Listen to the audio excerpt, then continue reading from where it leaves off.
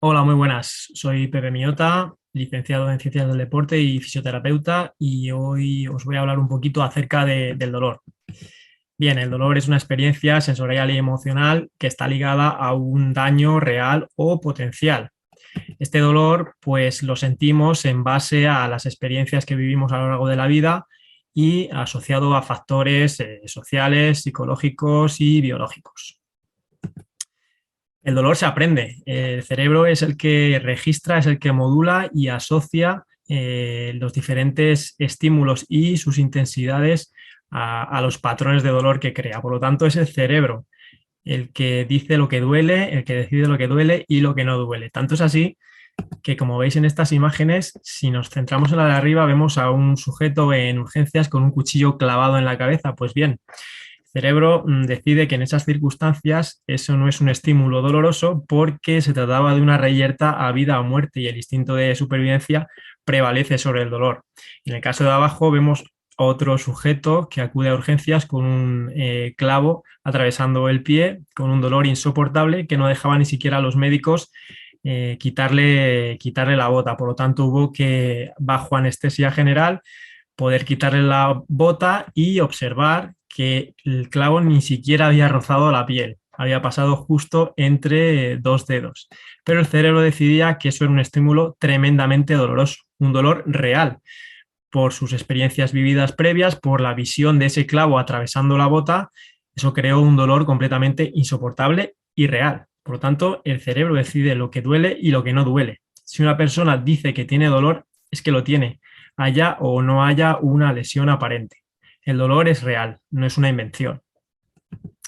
Existe un dolor bueno y un dolor malo. El dolor bueno es aquel que nos protege y nos ayuda a curarnos, y también evita un daño mayor en caso de una lesión inicial. Aquí tenemos un ejemplo de un golpe que nos damos en un dedo. La primera reacción es un reflejo medular por el cual retiramos el dedo de ese estímulo dañino, y a su vez esta información está potencialmente dolorosa, viaja al cerebro, que lo registra como tal, lo registra como dolor, y este dolor empieza a crear un patrón de recuperación de tejidos a nivel de un sistema inflamatorio que nos permita curarnos. Pues bien, este es el dolor bueno, el dolor fisiológico y necesario para una curación y también para prevenir riesgos mayores. Si nos quedamos en esta parte de la izquierda, de dolor agudo y de curación, estamos bien. El problema es cuando ese dolor se cronifica por estímulos constantes. Estos estímulos constantes pueden ser, pues bien, un trabajo excesivo, muchas horas trabajando, o el mantenimiento, por ejemplo, de posturas en la oficina, con el cuello doblado, con la cabeza adelantada. Todo este bombardeo de señales potencialmente dolorosas hacen que el cerebro termine por descender su umbral de dolor. Esto quiere decir que actividades que antes no eran dolorosas empiezan a serlo. Cada vez aguantamos menos en la oficina, pero es que además incluso actividades de la vida diaria, como puede ser tomar una ducha, se convierten en un suplicio porque no podemos ni siquiera levantar el brazo, o quizá disfrutar de nuestra familia o de nuestros ratos de ocio también se puede convertir en algo tremendamente doloroso por ese descenso del umbral del dolor debido a ese bombardeo nociceptivo y esa cronificación del dolor. Si vamos un poquito más allá, este bombardeo y este dolor crónico que viene desde un exceso de trabajo o muchas horas de trabajo, desde posturas mantenidas, lo que termina sucediendo también es que el cerebro confunde las señales y hay incluso neuronas que se conectan entre ellas y terminan por engañar, por confundir al cerebro. Y lo que sucede es que el cerebro cree que son dolorosas zonas que están completamente sanas. Es el llamado dolor referido.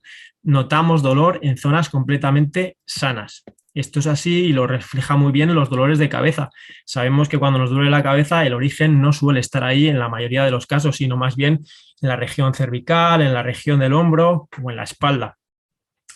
El caso más extremo de este dolor referido lo tenemos en las personas amputadas. Como para que veáis el ejemplo, conocemos todos a algún amputado que es capaz de referir o precisar un dolor en la pierna o en el pie que no tiene, incluso sensaciones de quemazón o dice que le pican los dedos del pie. ¿Cómo es esto posible si no tiene ni siquiera ese pie? Pues por el mismo mecanismo del que hemos hablado anteriormente. Previo a la amputación ha habido un bombardeo de señales potencialmente dolorosas porque previo a la amputación ha habido un traumatismo, seguramente por un accidente de tráfico, problemas vasculares que han hecho que finalmente, tras todo ese bombardeo de señales potencialmente dolorosas, el cerebro lo registre como tal y fija y crea un patrón de dolor en el esquema cerebral. Por lo tanto, una vez que se produce la amputación, el cerebro decide que lo que duele y lo que no duele, exista o no exista ese miembro. Por lo tanto, es el mismo concepto de dolor referido que podemos aplicar a nuestro día a día y a muchas de las dolencias que tenemos en diferentes regiones del cuerpo.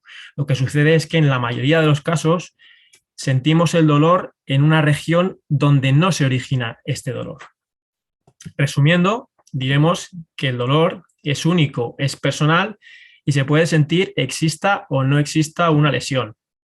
El dolor en muchas ocasiones no se origina donde lo sentimos.